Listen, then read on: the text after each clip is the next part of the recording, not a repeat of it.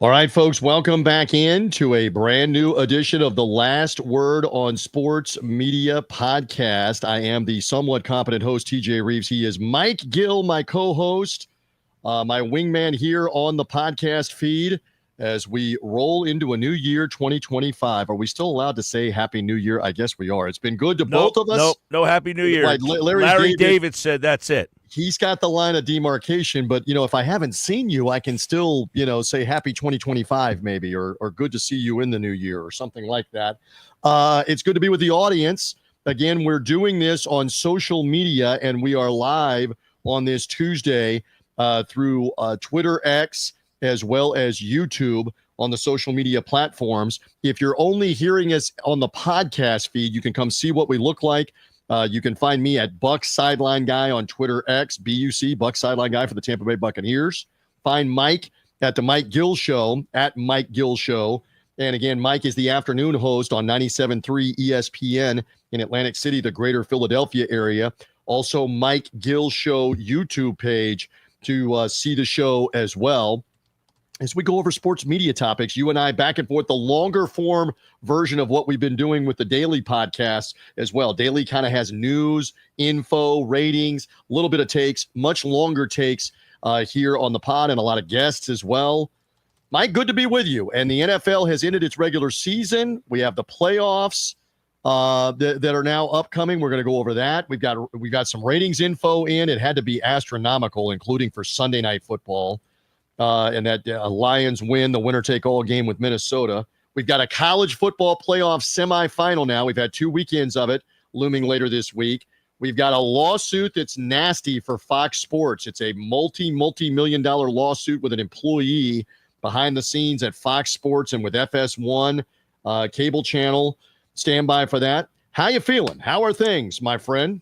Well, I see you have a new hat on over there. I also have we also have the hat here in Philly, but we have bigger goals, so I'm not wearing the the NFC East. You know what the sideline guy roots for? Playoff checks, Mike Gill. We get extra checks for the playoffs like the players. So I'm going to zoom it in off my bald head a little bit. The NFC South Championship. Now, correct me if I'm wrong. Four in a row for the Bucs. 4 in a row, yes. Whereas 23 straight years in the NFC East, there has been a new champion. So that means the Eagles won't get one next year, most likely. But Eagles are going to the playoffs. They'll play Green Bay, and there's a possibility if both Tampa and Philly wins, they would meet in the divisional round, which has become kind of an annual thing, the Eagles and Bucs playing in the playoffs. So keep that in mind for the people watching. We might have a little rivalry there between the Eagles and Bucs, and there's a good possibility. And I'm just putting it out there. It was a playoff game a year ago that the Buccaneers won.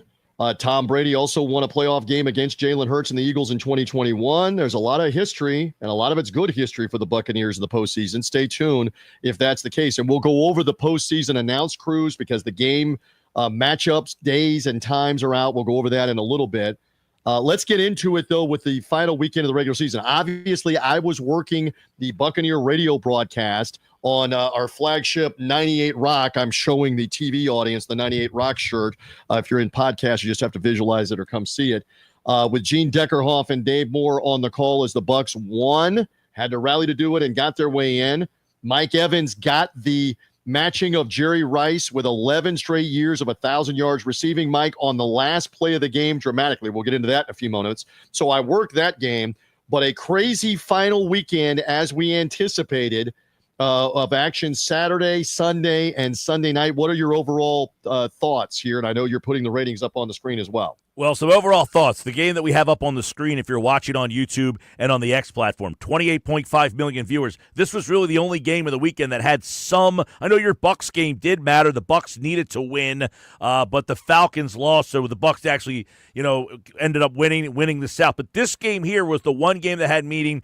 28.5 million, Lions-Vikings. Kind of a stinker of a game. Was a boring first half, then a blowout in the second half. But 28.5 million for the final Sunday Night Football of the season was a really big way to go out for NBC because it was a bad football day. The Saturday games, they really should have played the Steeler-Bengal game first and then the Raven-Brown game second. Once the Ravens won, the Steelers didn't really have a lot to play for or anything to play for. The Bengals had more to play for. They ended up winning. Then they had to wait until the 4 o'clock window on Sunday when Denver just Rochambeau'd Kansas City. And then the Jets beat the Dolphins, so the Bengals were out, and this was the big game there. One of the stories, though, we're looking at is NFL ratings overall. ESPN's Monday Night Football, they had the second most watched season on record for them. So a big season for Monday Night Football there. You see the graphic from ESPN. It's the second most watched season from 2006 when they got it. Now, some context to that is it's ABC and NBC, and That's they're putting right. all sorts of stuff together here. That is a great context because, again, you're comparing it to an era in the late 2000s and the 2010s when the games were only on ESPN and not being simulcast. In their new deals, they have it on both channels. And obviously, when it's on network TV, you're adding an extra 6-8 million eyeballs. I know it's on both channels. So you're not comparing the same thing. You also have out-of-home measurement, which we talk about frequently on the show. Still, what we know, what we continue to say, this is massively rated compared to anything else that's out there on TV. Yes, you have Netflix streaming, Amazon Prime streaming that have different shows, different movies that do well, but network TV shows, whether you're talking about dramas, sitcoms, reality shows, they don't get a quarter. Not even a third of what live NFL football gets on these different networks, primarily on the weekend. So the NFL is still the conquering hero right now in terms of live sports. College football is actually right behind it. We're going to go into it here in a little bit. I'm curious what the early window ended up doing. Again, the Buccaneers-Saints game was going on nationally. Most of the country was seeing it on Fox. Again, that was a win and you're in scenario for the Buccaneers. That's why it had the number one crew of Tom Brady, Kevin Burkhardt, Aaron Andrews, and Tom Rinaldi in Tampa for that one. They saved Jim Nantz and Tony Romo and Tracy Wolfson for the national CBS game at 4:25 Eastern time, 2:25 Mountain time for Denver, Kansas City. But, Mike, the game didn't mean anything for the Chiefs. They didn't play any starters. I have to believe that was in the tank on CBS. And because that game was a blowout in the first half, the national game on Fox, because both networks had a 4:25 national game with Joe Davis and Greg Olson, the Jets-Dolphins game didn't end up meaning anything. The Dolphins, it was not a win and we're going to get in because the Broncos were winning so handily. They had to have the Broncos lose. So really, as you said, they were kind of duds in the late afternoon. And I don't know how good that TV audience is really going to be to end the season for those networks. Yeah, I would imagine, I was at the Eagle-Giant game, no meaning in that game at all. Right. The whole 1 o'clock window was basically a lost Sunday for both networks there. There was not one game that you could really pick. In fact, I was wondering, when the week started, what they were going to do with the Tom Brady, Burkhardt, your number one team on the Fox side, and they just basically sent him to Tampa and said that's the biggest game of the week, just if Tampa wins, and they put him in there. So that was a pretty clear indication that it just wasn't a good game all weekend long. All right, and so there were a couple of different elements. Obviously, Brady won a Super Bowl with a lot of these same guys, several players on the team, from Mike Evans, Tristan Wirfs on the offensive line, Levante David, the linebacker, Vita Vea, the great defensive tackle. They all played with Brady in the Super Bowl year in 2020 to have him tied to it. And you're going to cue up the big moment where, he threw a ton of touchdowns and a ton of big throws to Mike Evans in the 3 years he was in Tampa Bay, 2020 to 2022. So a lot of the theme of the game as it wore on, it was, is Evans going to match this incredible streak of Jerry Rice? Jerry Rice is the only receiver in the NFL up until this past weekend with 11 straight 1,000-yard seasons. Evans was trying to match that. And this came all the way down to the final play of the game. Let me set the scene where the Bucs were trailing, Mike, in the game into the fourth quarter. They scored twice in the fourth quarter and take the lead. They stopped New Orleans on their final drive. New Orleans down 8, could have maybe tied the game with a touchdown and a 2. So we're showing the video audience what's about to happen here where the Bucs got the ball back. Let me give you my vantage point with what you're seeing. I am just left of that NFL logo on the bottom left of the screen after the Saints lost the ball on downs. The Bucs stopped them. I'm down there in my sideline roll, and I saw Baker Mayfield put the helmet on. He's looking at Todd Bowles, the head coach. He's looking at Mike Evans, who's putting the helmet on. And we knew this is not going to be a kneel down to end the game. They're going to go for the record. He needs 5 yards to get the record. And it was a very interesting, almost surreal moment of what if they fumble the ball? What if the ball is tipped and picked? New Orleans can still win the game. The play is supposed to be a kneel down to end the game and get in the playoffs. But instead, Evans needs 5 yards to match Jerry Rice. Again, Fox had been building this up for the whole game, and what a Hollywood moment with Brady on the call as the analyst. Listen to Brady's reaction as this actually happens now on the final play of the Bucs-Saints game Sunday on Fox. Mayfield throwing. Evans! He does it! Jerry Rice has company!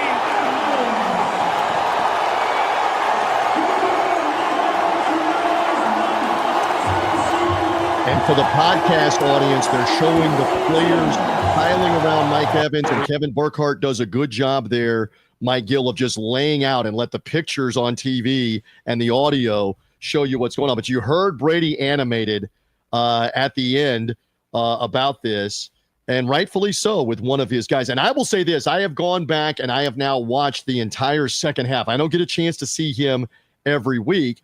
And Mike, I'm just going to point out time and again, he gave great insight at the end of this game on different things that were happening in the game that I think we're looking for. I understand that some have been critical about there's not enough insight. He's not as animated as what Greg Olsen has been or what maybe Tony Romo has been on CBS, etc. But he pointed out 2 or 3 interesting things. I mean, he had picked up on, hey, New Orleans from a strategic standpoint has changed their defensive line. They've got 5 people on the defensive line. This is different than what we've seen on film. They're purposely doing different things to the Bucs offensive line. I thought that was insightful. When Baker Mayfield got one of his own guys to jump off sides, trying a hard count, he did it on first down. Tom Brady volunteered right away. I never wanted to do the hard count on 1st and 10 because we're coming right out of a timeout, and my guys aren't necessarily as ready and as locked in as they should be. I loved that he was volunteering some different things in that game while everybody's been piling on about how bad he's been down the stretch of the games. And I'm not just singling you out. I'm saying there's a lot of people piling on. I've heard this conversation from a lot of people. Obviously, this is a big one. Listen, I just had very high expectations. I thought Brady was very articulate, a very good talker. I thought he was smart. I thought he really knows the game. When I heard Tom Brady talk, he was always a guy like, man, I really felt that he was going to be a very, very good at this. He's just very, very average. He's getting better. Maybe he's getting more comfortable. Listen, the big test is, TJ, he's got the NFC Championship game this year. He's got the Eagles and Packers, 4:25 on Sunday on Fox. That's going to do massive numbers this Sunday. Yep. He is going to be on the biggest stage he's ever been on. Can he get rid of some of the, things that have just – he has a lot of crutches that he's been using. He's not comfortable. He's Tom Brady, for God's sakes. Is he just going to let it go, rip it off, and just beat Tom Brady? I feel like he just hasn't had – you're right. He's had moments where he's giving you stuff, and a lot of it relates to when he's doing Buccaneer games. I don't want it only on Buccaneer games. I want it on Eagles-Packers. Sure. I want it on Eagles-Cowboys. And look, I'm rooting for Brady. I was one that had high hopes for him. Maybe too high. I think my expectations were too high. But you know what? A lot of these guys come in seamlessly, and they're really good at it, and they add stuff. When you have the greatest quarterback of all time doing this, you want the greatest analysis, maybe, and maybe that's too much to expect. And again, it is going to be a big stage, and who better? I mean, the GOAT. He's got 7 Super Bowl rings and all these playoff appearances to talk about the playoffs, talk about insight and what you're going over. We'll see if we get some of that. While we're on the subject, courtesy of our friends at 506 Sports, I'm just looking at the announcer lineup for this weekend. So the Chargers-Houston game on CBS will be Ian Eagle and Charles Davis doing that game at 3:30 Central, 4:30 Eastern time Saturday. The Amazon Prime game for Al Michaels and Kirk Herbstreit ends up being that Pittsburgh-Baltimore rematch. They just played, obviously, recently with Baltimore getting the win over Pittsburgh and eventually winning the division for them. So that's Saturday night on Amazon Prime at 8 Eastern time. Amazon paid what again, Mike? Like $140 million extra just for the one streaming playoff game. Remember, it was on Peacock a year ago. They outbid everybody this year. Where are we headed, Mike Gill, when we can see the NFL charge $150 or $200 million to broadcast a game, one game? And that's what Amazon is doing on Saturday. The Denver Buffalo game also on CBS. That's Jim Nantz and Tony Romo nationally at 1 Eastern time Sunday. Your Eagles game with Green Bay, as you mentioned, is Kevin Burkhardt, Tom Brady, and the Fox #1 crew at 4:30 Eastern time. We'll have Mike Tirico, Chris Collinsworth, and the NBC crew in Tampa for Buccaneers Commanders. And the Monday night game, Joe Buck and Troy Aikman and ESPN ABC have Minnesota and the Rams. The Buccaneers had been the Monday night playoff game the last 2 years, with the Bucs win over the Eagles, and Tom Brady's final game forever is a loss to the Cowboys on Monday Night Football for the wild card weekend. So there you go, and there's the matchups. You can see the weekend schedule and the games that are coming here for those, and then obviously Detroit and Kansas City are waiting to plug in. Detroit and Kansas City will both plug in, I believe, on Sunday. I believe they will plug both of them on. It's not for sure, but they will have Saturday and Sunday games. But I think they'll plug both Detroit and Kansas City in on Sunday on this divisional round. Yeah, I actually had some predictions out there. I got them almost all right. The only one that I got wrong, I had the Denver-Buffalo game in that Saturday night slot. I had the Tampa-Washington at 1, and I had the Pittsburgh-Baltimore as the late game. I figured Green Bay-Philly would be 4:25, and the 4-5 game is generally the Monday Night Football game. You know, That's Houston has been in the playoffs 8 times, and they have played in that 4:30 spot all 8 times. Yes. So Houston, obviously not a draw for the television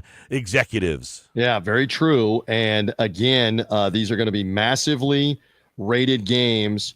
Remember, the Peacock game was the game where it was sub-zero in Kansas City for the Chiefs and the Miami Dolphins. And I'm sure that was part of the concern with the game being Buffalo and Denver, that you could potentially have in Western New York. Temperature in the teens, wind chill sub-zero for Buffalo and Denver. It might only be a little better Sunday in the afternoon. We'll see.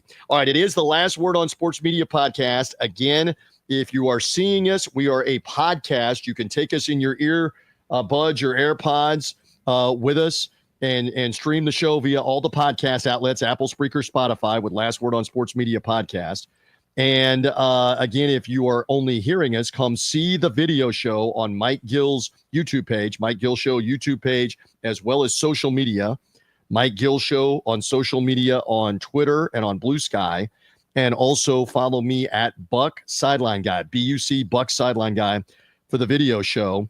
And you're showing us there that CBS will be there with it freezing cold for Buffalo against the Denver Broncos. What a story for Sean Payton in year 2. They discharge Russell Wilson. They take the massive salary cap, dead cap hit. He brings in a rookie quarterback, Bo Nix. Bo Nix, Mike Gill, began the game 14 for 14. I know it's the Chiefs' backups, but right. as John Gruden used to say, 14 for 14 is tough against air. More touchdowns and interceptions. Jim Nantz, Tony Romo's, what I stood out here is they get the 1 o'clock game between Denver and Buffalo. They prioritize that one, obviously, over the Saturday game, Chargers and Texans. It's Iron Eagle Charles Davis getting the call with Evan Washburn on the sidelines for the CBS game. So Saturday, you get Iron Eagle, and on Sunday, Jim Nantz, Tony Romo, Tracy Wilson, and Jay Feely on the sidelines. So not the, Denver, Buffalo, not a glamour matchup if you're CBS. And by the way, speaking of CBS, Fox has the pregame show 31 straight years. They have the highest rated pregame show as incredible. Well. And again, for those 31 years, they've had Terry Bradshaw, Howie Long, and Jimmy Johnson for the most part. He missed one season because of of illness and not being able to travel, et cetera, during the COVID crazy year. But again, they have been a stalwart. We were talking with Ken Fang on the year-end show previously about the run that the NFL Today had from the late 70s into the 90s.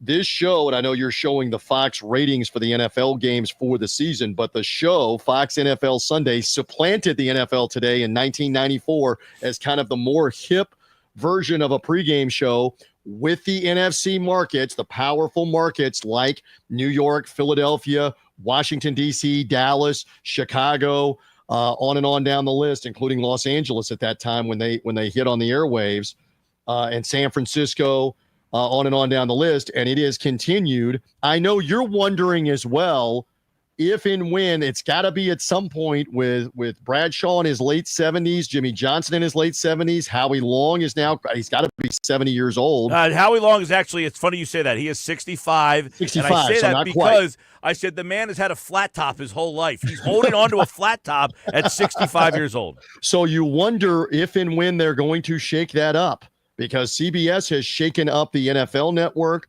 the NFL Today. Yes. ESPN has shaken up repeatedly their NFL Countdown show. So you wonder who will it be Gronk and Michael Strahan are also part of it. Gronk and Strahan get a more prominent role on that show. Well, did you we'll see, and I'm glad you brought this up because I've been very critical of Gronk. I think he's adds 0 to the broadcast, actually less than 0. But he was giving you something on Sunday about the firing of Gerard Mayo, and he seemingly was ready to go deeper and deeper into that. And then Michael Strahan came in and said, we have to go to break. And I think Gronk, for the first time, was going to give you something of substance. There's a lot of people that wonder if Gronk will kind of take over the Terry role as more of kind of like the class clown, of that group there. CBS updated their lineup last year. They brought in J.J. Watt, as you mentioned, and Nate Burleson for Phil Simms. Matt Ryan as well for Phil Simms and Boomer Esiason, and that had a different feel to it. A lot of people think that it went better. How much longer is Fox going to roll Terry and Jimmy and Howie out there and keep doing this? Are they going to pull one guy out? Are they going to do 3 out? That will be something. Particularly, and this is a valid point, when none of them have played or coached in the NFL in the 2000s. Jimmy Johnson was still coaching in the late 90s. But, Terry Bradshaw's last NFL snaps were in the 80s. Howie Long's last NFL snaps were in the early 90s. The NFL has changed and evolved so much. Yes. And I'm not saying they don't have tremendous insight from when they played, but there can be a case to be made that you want newer, fresher players that have more recently been in the league doing things, have relationships with the current players as teammates, et cetera. All right, go ahead and share what's on the video screen for the pod audience as well. I will say Fox. one thing I thought was interesting. I want to give the pregame, the Gronk thing. I'm critical of Gronk, but when he does a nice job, I got to give it to him. I thought he was giving you something passionate about why he thought the Patriots pulled the trigger too fast. Another thing was he mentioned Jimmy Johnson. You went 1-15 in your first year. They didn't fire you. They let you go the course. Right. I thought that was good insight by Gronk of, hey, you had a bad season. You don't just pull the plug because of a bad season. There has to be more to it. And I thought that was good insight that Gronk used a guy that was on the set with him, Jimmy Johnson. You went 1-15. So kudos to Gronk. And I'm not usually very complimentary because I think Gronk just doesn't add a lot. On Sunday, he did. I can give you a little insight just from this standpoint. I got done with my radio duties out of the Buccaneer locker room. And as I came out of the locker room, somebody said the Patriots have already fired. I'm talking about, this is about 4:45 Eastern time, about 45 minutes after they won the game, Mike Gill, against the Jets. Somebody said they've already fired Gerard Mayo. And I said, what? They fired him this afternoon after the game. They didn't even wait till Sunday night or Monday morning to do it. And I am told that Tom Brady had a similar reaction in the Buccaneer press box whenever somebody from Fox or when he saw it on his phone. He said the same thing from the people that were around him of, I can't believe they're doing this, but I can't believe they've done it 30, 40 minutes after the game that they put a statement out and done this. So you bring up a great point. that these are guys that played in New England, Gronk and Brady, and it will be very interesting to hear them more on the record about that situation. And in particular, if their former teammate Mike Vrabel is now the new head coach, what are their feelings? Well, I have the Just video. interesting. I'd Yeah. like to play the video of Gronk if I could, because again, I've been critical of Gronk. So this is this the is video. what we want. We want the insight. We want them to give their real opinion, their real take. And I didn't get to see this myself. I want to see this more. Go. Over the Jaguars, and a surprise firing already. Gronk, Gerard Mayo out after one season as the Patriots head coach. I was shocked by that, and to happen that soon was a shocker to a lot of people, especially here at the desk. We were all surprised by that. I think it was unfair to Coach Gerard Mayo. I mean, he had never had the chance to develop as a head coach. He was just a rookie himself in that department. And if you judge a coach by their first year, that's really not appropriate. I mean, Jimmy Johnson, you went 1-15 your first year, and then you won a couple Super Bowls after that. I mean, he really... Hey, we got to go to break. Oh, no, I mean... All right, we're going to keep talking about that. Much more. Yeah, that's poor, by the way, on Fox's part to tee him up. And they're in the middle of a halftime show where they only have a couple of minutes and then they've got to go to commercials. And that's why Strahan jumped in, because he knew they had to go to a break.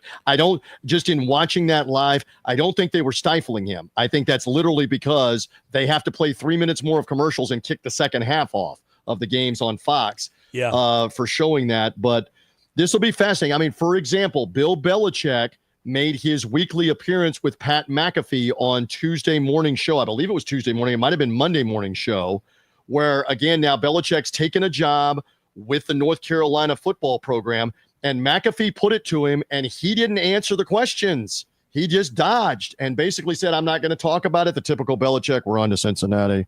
We're on to Cincinnati. He didn't answer about what they should have done or whether it was wrong, when Gerard Mayo was basically a hand-picked replacement by him at whatever point he was going to be gone, that Mayo would be a guy that could step in and be the head coach. So my point is, you got nothing from Belichick when he's no longer affiliated with the Patriots and he's supposedly in the media and McAfee is paying him easily 7 figures to be on that show. Give me a take. Give me a take on that. Yeah, and Gronk, as I said, I've been critical of Gronk because, unfortunately, I just don't think he adds all that much. That was good stuff there, and they kind of, and I think you're right. I don't think they were, muzzling him because, quite frankly, the Patriots are in the AFC quote-unquote package, so the NFC show can probably dive a little deeper there. Right. But that's where I have Tom Brady. Can I get Brady to hologram himself in there and give me something? They got away from the hologram thing. That did not go very well. Yes. But they do use him, but he was in a 1 o'clock game was he in a 1 o'clock game? He was in the 1 o'clock game from the booth. Correct. Right. From the booth. Hey, Tom, can you call us, get reaction to this? You are Mr. Patriot, all that stuff. Hey, listen, all these firings are going on. It's a crazy cycle. You're seeing it right now. And I think they got to figure stuff out because here in this market, this happened before. Ironically, the Eagles went to the Super Bowl in Arizona a couple of years ago. John Gannon ended up getting the Arizona job. Well, Kellen Moore is interviewing with the Saints, and the Super Bowl is in New Orleans this year. Kellen Moore also interviewing with Jacksonville. All these teams, the interviews are all happening this week. It's all wild speculation and crazy stuff happening, and I'd like to see how these pregame shows cover it this weekend. All right. It will be interesting with the coaching cycle and the carousel. By the way, all right, so again, we've been here a little bit. We'll move on to a couple of other topics with the Last Word on Sports Media podcast. The breaking news from Front Office Sports, they were the first ones. A tip of the hat to Michael McCarthy and all of the people at Front Office Sports. You had him on the podcast. They can go back and hear it on the podcast feed, the interview that you had with him. Michael and AJ Perez broke the story involving a lawsuit with a former Fox employee, a female, and I hope I get the name correct because one of the things she's being critical of is she is of Muslim descent. Noshin Faraji is the female that worked at Fox for over a decade, beginning in 2012, and she has listed numerous people in a sexual harassment lawsuit, multi-million-dollar lawsuit that she has filed against Fox, Fox Sports 1, FS1 Cable, as well as individuals. Former executive vice president Charlie Dixon, Skip Bayless, a host, as well as Fox Sports 1 current host Joy Taylor. They are all defendants in the lawsuit. We don't have to go over all the specifics, but there's salacious stuff in here, including her alleging that Skip Bayless was trying to pay her to have sex with her. And she apparently has a witness to that conversation having taken place as well. So again, a sensational lawsuit. Kudos to Fox or to Front Office Sports for breaking the story. Now, there's been a lot of reporting. Interesting that Joy Taylor is the most prominent figure, and she was live on the Fox Speak for Yourself program on Monday. I didn't expect her to address the lawsuit on the program, but they went along their merry way, laughing and yucking it up about whatever. It's just kind of interesting that the lawsuit is out there. This woman, Faraji, who was primarily involved in makeup, hairdressing, clothing, that kind of thing, alleges that Joy Taylor's tried to stifle her when she wanted to complain about sexual harassment. That's why she's named Joy Taylor in this. Mike, what are your thoughts real quick? Because this is not an insignificant thing, and Fox has had this problem before with people coming forward and alleging sexual harassment. I hate to read something like this. I hate to hear something like it. I hate to that like it. I got to imagine there are so many credible women out there in sports media who are looking at this and saying, "Are you kidding me?" And I would be completely disgusted and frustrated if all these allegations are true. It's a lot of allegations. Just to say like, "Hey, that sets us back," to put that out there, that's the way that you obtain that job, is sad. And, I know Stephen A. Smith commented on this. He said he doesn't believe it. In terms of Skip Bayless, he said he's one of the cheapest people that he knows, so he can't imagine that he would offer $1.5 million for what the backhanded defense, if you will, that I'm defending you with a backhanded defense that you're too cheap to have offered. That was my initial thought. Is like, I honestly, TJ, I've never even watched the show. I don't even know who Joy Taylor is. She's the sister of Aaron Taylor. Jason Taylor, the former Dolphin, the Hall of Fame football player. And she's been part of the Fox Sports families and shows. She was on with Colin Cowherd on his show for the better part of a year as the female counterpart. She's been part of that show now, Speak for Yourself, for a couple of years as a host. And again, Ms. Faraji in the lawsuit is going after Joy Taylor also. And so we'll see. I mean, a lot of times this is sensational stuff in an attempt to get money and a settlement.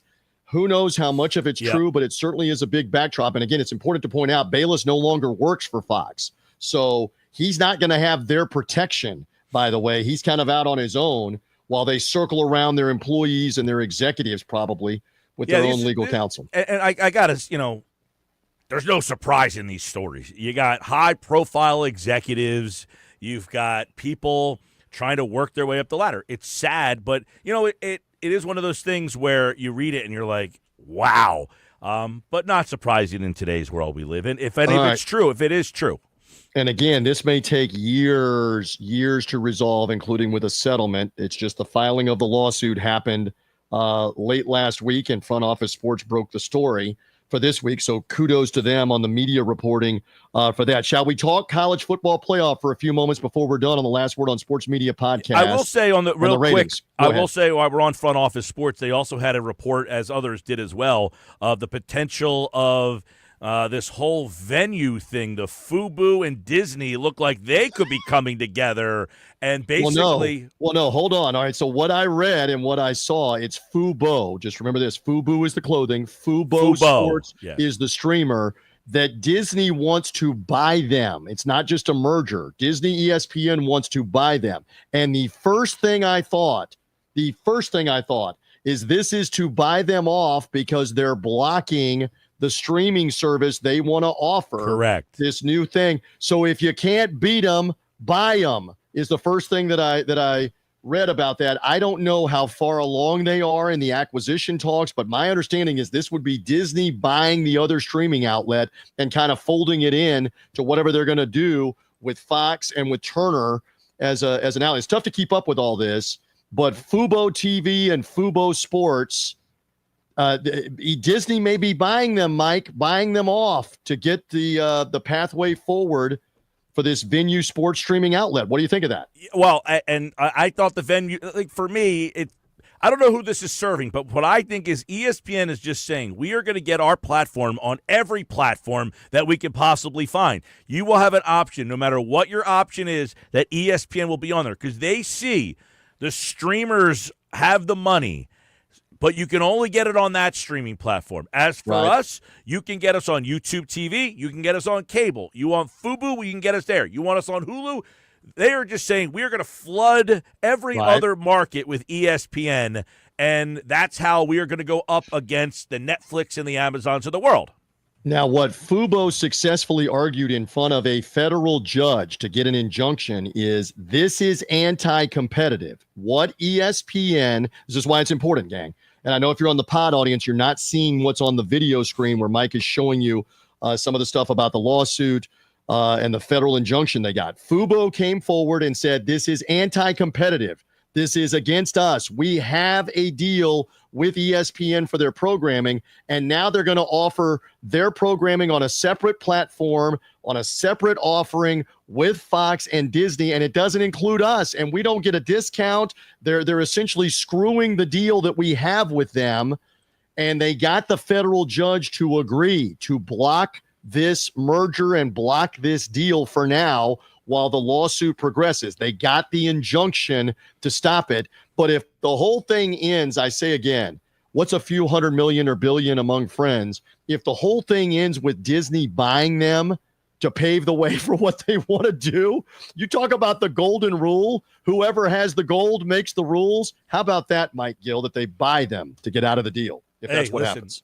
That's the world we're living in right now. I think on the cable side, it's ESPN's world. Everyone else is just hanging around. And then it's ESPN against Amazon, Netflix. Who will end up 5 years from now as the king of that court? I don't know. But ESPN is saying, if you have a platform other than the streamers, we are going to be on that platform. And that's how they're going to try to compete. And one more thing on this, because, again, I subscribe to Hulu. I can't remember. You're on YouTube TV. I have correct? YouTube TV. So we have streaming, and we primarily have Hulu for all of the live sports through ESPN, mostly. So if they are going to come back, because Ken Fang was sharing this with us last week on the show, they're going to come back with their direct-to-consumer product. If they're going to come out with a direct-to-consumer product that says, stream ESPN and all the channels anytime you want through us, and by the way, we're taking all of the ESPN channels out of Hulu for Hulu Live TV.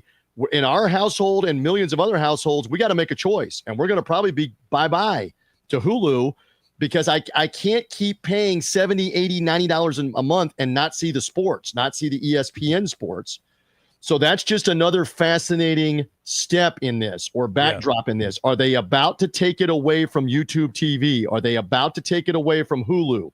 Only they know what they're ultimately up to, but it's fascinating the moves that ESPN and Disney are making here. We'll see. Yep, I agree. My YouTube TV bill is up to $82 a month, and that's something that a lot of people, it was right after the new year that people were complaining about. It was like, hey, it's gone up like 130% from where it started. It was originally, hey, it's $39.99, and now it's starting to get like cable where they just keep giving you channels, and you're paying for channels that you're not watching. So, but what happens when they strip the ESPN channels out and the SEC network and the ACC network, if you're in the South, if you strip all that out of Hulu, I don't know what value it really has. All right, a couple of other things, including the college football playoff coming in a moment. You've got something else, too, by the way? Yeah, real quick, Amazon Prime. We're talking about streamers, so we might as well get the Prime stuff in there. Their NBA coverage. They're adding more names. Taylor Rooks, Blake Griffin, and Dirk Nowitzki, they are going to be part of the studio coverage on NBC. So when NBC comes back, they will be the faces and voices that you see as part of their coverage. And we're hearing Dwayne Wade's name. He could be a studio or a on-air color commentary as well. I think one of the Eagles, either Ian or Noah, will be one of the play-by-players. Mike Tirico, not for Amazon. That's for the NBC. This is for Amazon. So they're getting players like Blake Griffin and Dirk Nowitzki that are a little bit closer to the game now as opposed to TNT, who obviously has guys who have not played in some time. And I saw Ian Eagle again a couple of weeks ago. He will be part of the Amazon, we got to keep all this straight, NBA games, the Amazon Prime NBA games. His son, Noah, will be part of the NBC package, probably on the second game that they do, double headers, etc. Mike Tirico will be on the primary coverage. So we got to keep all of that straight. But this is fascinating. And again, this does not have bearing on this basketball season. We're talking about for next year when Amazon and NBC come in. NBC comes back in. Amazon for the first time will have games of the week, plural with that. All right, college football playoff before we're gone. They've set the semifinal games that are coming up. First of all, on the ratings, the Georgia Notre Dame displaced Thursday afternoon game still got almost 16 million people to watch on January the 2nd. This is on the heels of the Rose Bowl blowout back on Wednesday night on January 1st, getting almost 22 million people to watch Ohio State obliterate Oregon. It makes me think that Georgia Notre Dame game would have easily gotten to 24, 25 million on Wednesday night had it been on New Year's night with that kind of lead in. Still, Mike Gill, it got right at 16 million people on average on Thursday afternoon for the Notre Dame narrow win into Thursday evening, East Coast and Central time zone. So now that leads us to the games this week where Notre Dame is still involved. Do you have a ratings prediction for Thursday night and Friday night before we get to the NFL playoff weekend for these two games? The Friday night game, the Thursday night game will be the Orange Bowl with Sean McDonough and Greg McElroy calling it. And that is Notre Dame and Penn State. The Friday night game is Ohio State and Texas with Chris Fowler and Kirk Herbstreit calling it. If I have that correct, do you have ratings predictions? Are they going to get to the 20 million mark? I would think so. Yeah, in prime time. If you got Ohio State, Oregon getting you 20 million, I mean, I think Oregon, good team, not as strong as a brand as Texas, though. So I think you're getting probably about that number or not, if not more. Notre Dame, Penn State. I mean, you couldn't get to, to put them up against each other is perfect. Because I don't know if Penn State by itself is as strong as Ohio State or Texas. It's not. It's not. But Penn State, Notre Dame, yes, they might shut down the Northeast and Philly up here. I mean, so and it does hurt them that there's not a Georgia or an Alabama, something for the SEC markets and the love-hate. So I'll be curious how that does. Texas will have to suffice as the love-hate for the South. How much love-hate is there for Texas? But that Texas-Ohio State game, you're dripping with massive brand names right there. I'm curious as to what that will do on a Friday night.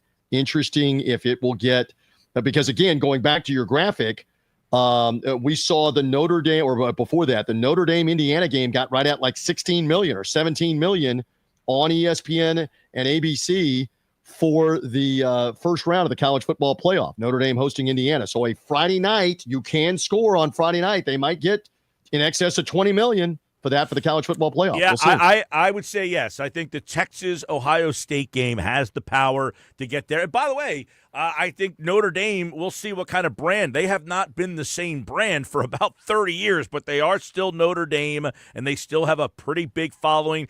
It's not that young demographic. I don't think there's like young kids who are growing up like Notre Dame fanatics anymore. Sure. But we'll see. I think both of them will do very well. Well, and again, Notre Dame's last national title, you know it, was against your West Virginia Mountaineers, 1988, with Lou Holtz, with Tony Rice and company. It's been that long, and now they have won a couple of college football playoff games to get in the semifinals. And I mean, they're not going to say this. ESPN and ABC, they want Notre Dame in that championship game over Penn State. They don't. Yes. They're not going to say that. They don't want Penn State over Notre Dame. Now, if the choice was like Penn State against Arizona State, they would definitely want Penn State in that case, even with the underdog scenario with the Sun Devils. The brand names, the Northeast would matter a little more. If they had their druthers, they'd want Alabama. They'd want Georgia right now, but Alabama never made the playoff. Georgia got eliminated.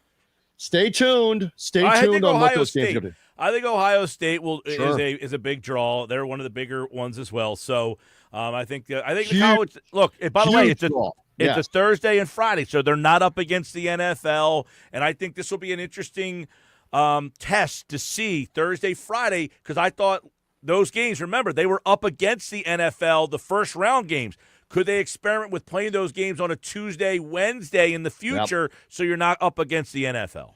Well, stay tuned. That's later this week. Have we covered about all that we need to here on the Last Word on Sports Media podcast? I think we're good for another edition, Mike Gill. Real quick, late night with Jason Kelsey. Okay. Not good. The ratings were not good.